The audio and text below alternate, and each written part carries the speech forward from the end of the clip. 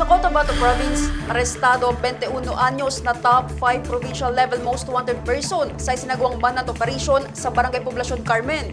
Ang blotter sa report. Kinilalang na arestong suspect sa alias na Alex, residente ng Barangay Ranzo, Carmen, Cotabato.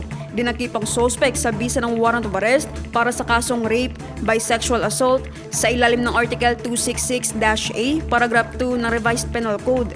Acts of lasciviousness sa ilalim ng Article 336 at rape sa ilalim ng Article 266-A ng Revised Penal Code na inamyandahan ng Republic Act No. 8353 o Anti-Rape Law of 1997. Isinagawang operasyon ng mga tauhan ng Carmen Municipal Police Station sa ilalim ng Cotabato Police Provincial Office na nagresulta sa maayos at ligtas na pagkakaaresto sa akusado.